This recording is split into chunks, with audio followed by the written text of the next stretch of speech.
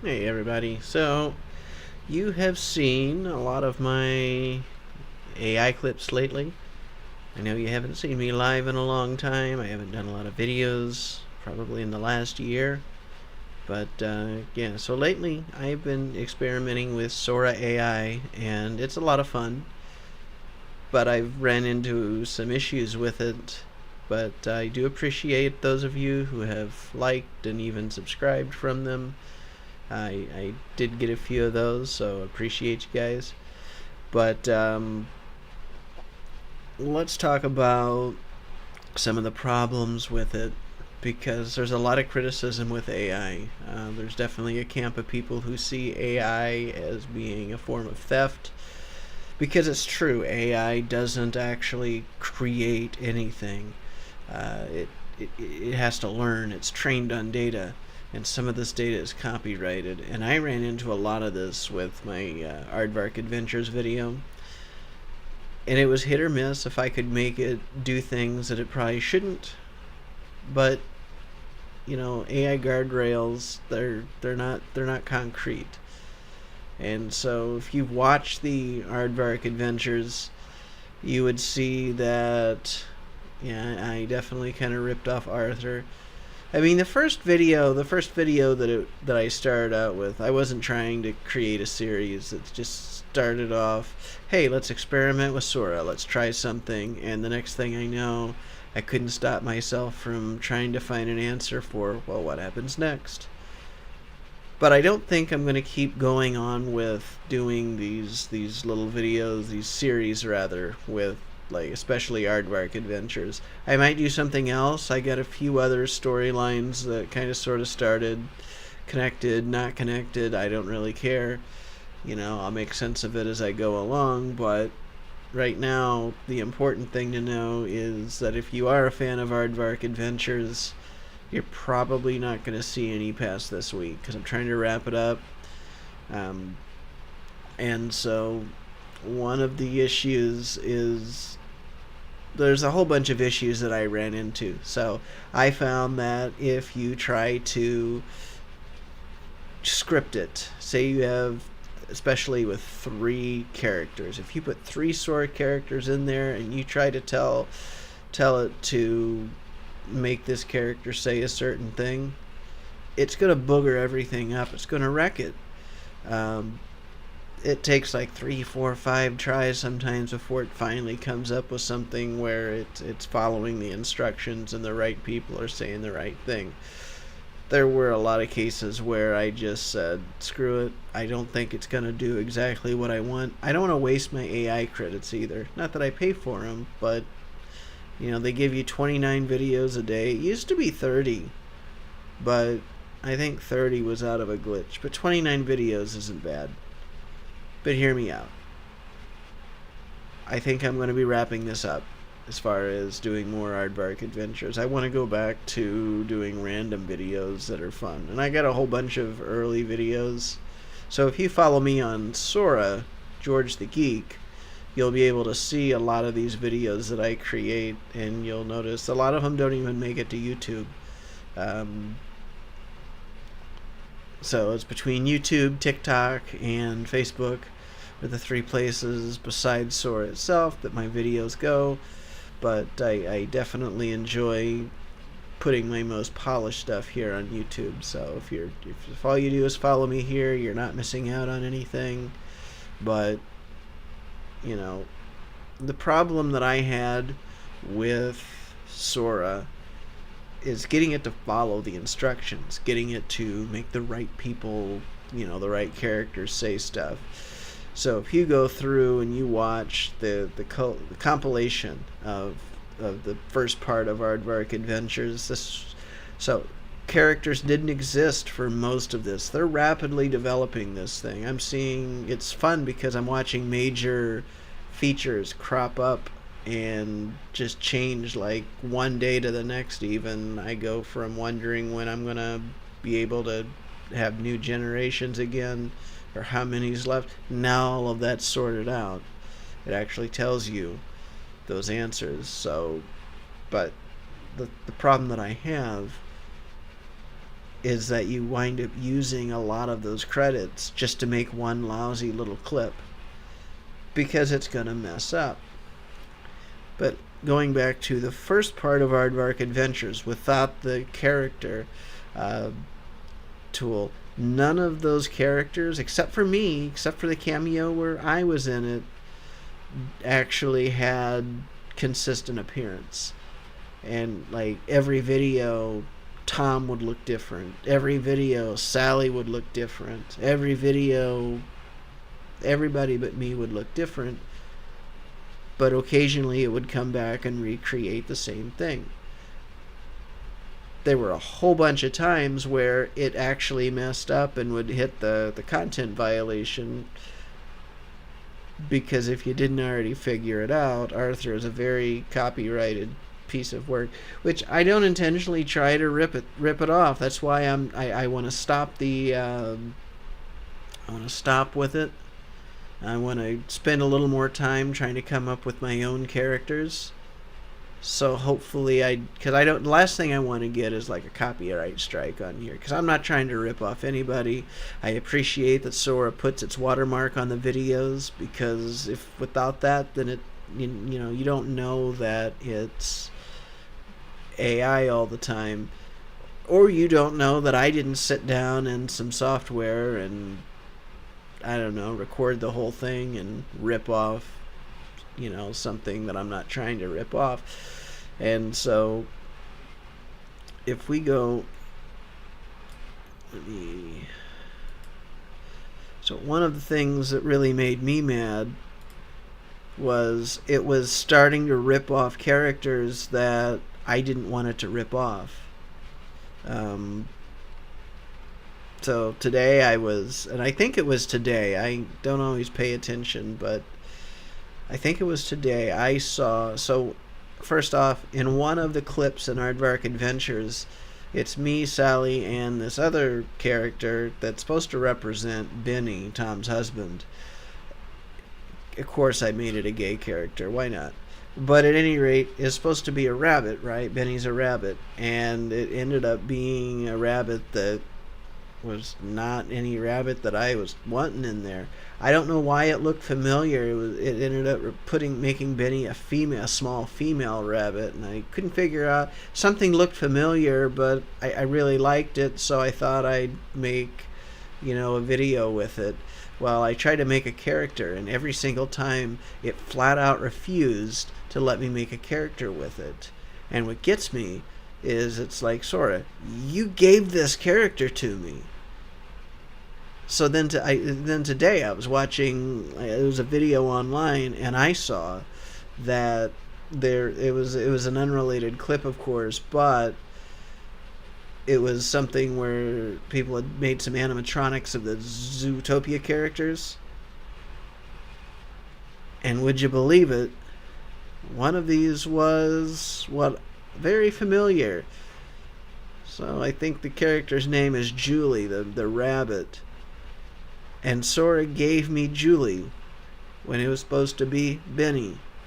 And I'm trying to find that clip.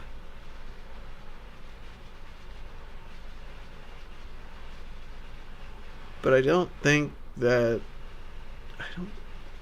you know what? Just watch. If you watch the Aardvark Adventures, it was in part 1. There is that compilation of part 1, so if you watch it, you'll see what I mean.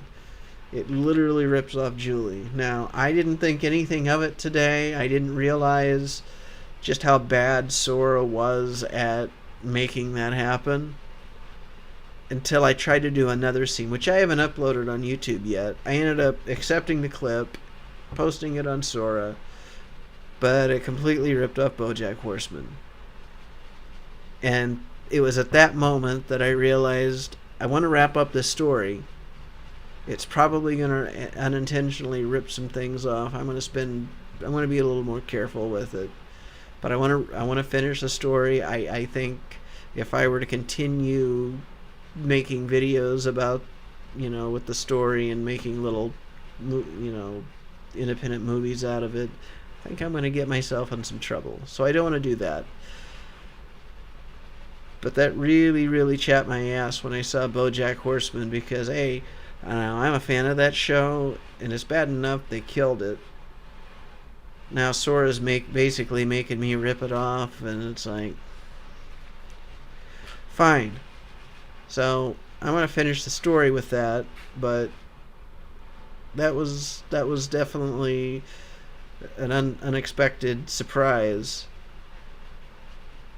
Twice in one day I realized it stole two characters, and I didn't want either one of them in there. It wasn't like in the case with, what I called Ruthie. I didn't want Julie from Zootopia. Nor did I want BoJack Horseman in my shit today. I like both of them, but they don't belong in my stories. The only reason that I think it's doing it, and not the only reason, but a huge reason, is because the characters I've created for Sally and Tom are a direct ripoff from Arthur. If I continue with this Aardvark Adventures, I'm going to be making different versions of the characters, like alt versions where they where they're not ripoffs. Because if I like it enough, it needs to be legitimate. It needs to not look like shit, and it needs to not be stolen. There were some characters there, if you go through part 1, I'm pretty sure a good chunk of those were characters that I can use. But nobody really owns the copyright on AI generated content anyway, so this is why I don't really care.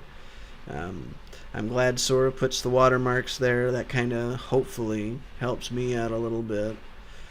But I think we're gonna have some problems with that in the future, where there's gonna be a big crash or big crackdown on copyright infringements from AI generated content. And I know most people aren't trying to make videos that break copyright. They just want to have fun, but the truth is AI is only trained on what it knows, and what it knows, unfortunately, is often copyright. Even if they're not feeding every season of South Park into the system, all it takes is a clip or 2 or 3, just a few clips for it to know what it is. And now all of a sudden that's something that it can look into and use and create content from, and it steals it. And now let's go into the other thing I like doing with AI. So vibe coding is one of my favorite things to do. It costs me money, so it's not my top favorite thing to do. But let me show you.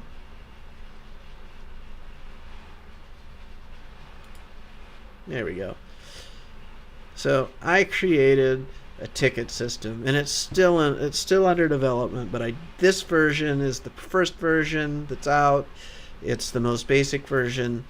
I'm adding some huge things to this, but let's start with what we have, what it is. So I put it out on Gumroad. I wanted to put it out on Code Canyon. Initially, Code Canyon wants 37% commission, so if I'm selling something, that's a lot. That's a huge chunk. It completely, in my opinion, takes away any motivation to try and sell something at the price that I want to get out of it. Now, I accept the 10% commission that Gumroad takes out of this. This is fine. I'm okay with that. But at any rate, it answers a question that I have. Because when I first did this, now, for those of you that know, I have a web hosting company, newovawebs.com, which this site's going to get a do-over at some point. But one of the things that I do is server management. Now, I wanted to figure out the best way to price this type of service. I don't like the way this is laid out right now. I don't like the way the services are stacked at a lot of places. I want to simplify the way my pricing is, and I want to make it to where it's only based on how many requests. So now you start digging all these questions. How do you track it? How do you most ticket systems aren't set up to track requests. Most ticket systems are just there to process the data and help you get the work done, and you do a lot of manual work trying to keep this done. Well, I decided, well, what if I built a ticket system that alleviated this problem? And so this is what I call SupportWow. This is the back end of the NuovaWeb's official system. This is just freshly installed. I haven't even switched the link in Client Exec yet in my billing software. But this is a good example of, I'm just going to show you a running system of SupportWow. This is what I've been building. So you have the dashboard, you've got analytics. Yeah, let me show something real quick. If you do a test report, so this is the idea. It generates a statement. And so we have rate per request, you have request limits, so each plan will let you, I can create plans. So if you get 20 requests or 50 requests or 100 or none at all, and everything is post-paid, that's what this system solves. And so you get a complete breakdown. You can log calls with it. And the idea is the client gets a full report of what they're paying for. Now, I'm not going to spend a whole lot of time going through all of the stuff, every feature of it. There's departments, and so some departments are marked as free. So if you mark a department as free, then everything that gets sent its way, it runs like a normal ticket system. So you want to make sure that that you mark things free that aren't supposed to be billed for. And there's a lot of things that a web hosting company shouldn't bill for. But yeah, so we can ban email accounts. I usually like to ban these mailer daemon alerts because sometimes you get those and then you plug up your ticket queue with a bunch of garbage. We're not going to go to the support queue. I think that's where we started, but we're not going to go there just because there might be something sensitive. I would love to show you. Hold on. No, that's the forum, but it's okay. But that's what it was. That's what it boils down to. It's a full-fledged ticket system. I'm going to be adding more stuff to it. I got a version in development right now that's got a much better API, because I want people to be able to integrate it in with whatever they already have. But it's going to have an API. They're building out a live chat system.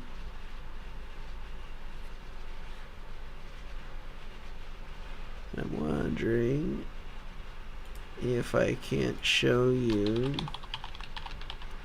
I'll give you a sneak peek. I don't care. We'll go to the live chat.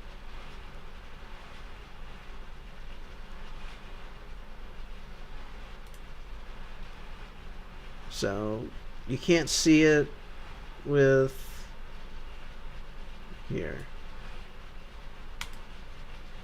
There. I moved that. So you can generate code. Now so this is a dev install, but you can go and it creates that. So just like normal live chat. And this is under development. I had a chat. I could show you, but it's not a big deal. Let's move this back over here. But yeah, but either way, big things are coming. There's a lot of other little things and a lot of stuff that builds up to this that I'm adding, but I think this is a great start. But yeah, so the ticket system. The other thing that's a very central feature of this that I do want to show is it's got two different kinds of forms, client forms and internal forms. So we're going to do an internal form just as a demo. And so you can create a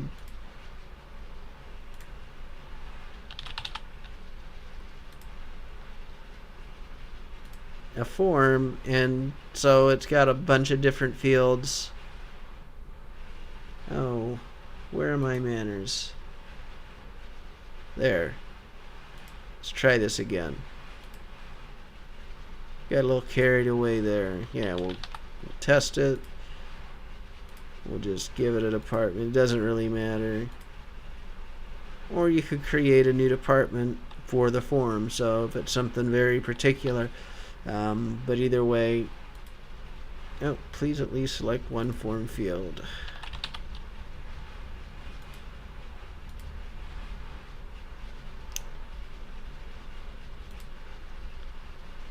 And so now if we go to it's submit request. Sorry, it's been a really long day. It creates it here, so you can, it says it creates it, so I think that one went to sales and billing. Shows one active ticket. And there you go. That's the form that was just submitted. So that was a big feature. And so that's something that I felt was missing in a lot of ticket systems. I do believe there are some that do that. You wind up having to pay good money for it.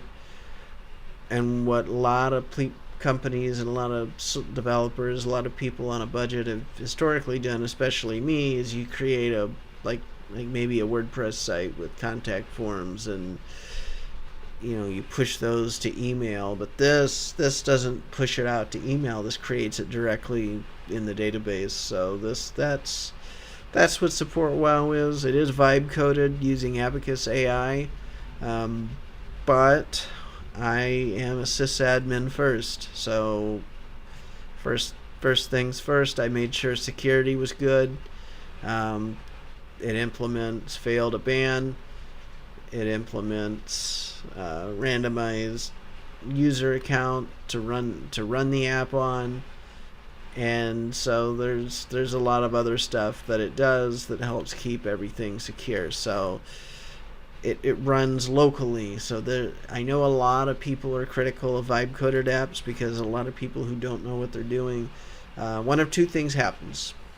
They either go with something like Famous AI that locks you into their system, and it doesn't and those aren't set up to do any database but something like Supabase or Firebase, something external.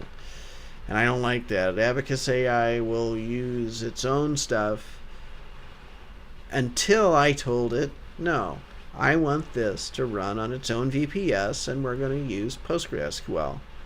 But yeah, if you want to go and take a look at the stack, if you go here to the Gumroad, the description, it's kind of long. And if you hate that, kick me in the nuts. But it goes into some details over some of the security methods that are in place. So this is meant to be a very, very robust ticket system. But yeah, that was AI coded, and it took me about a month to get it to the point that it's in this release state right now.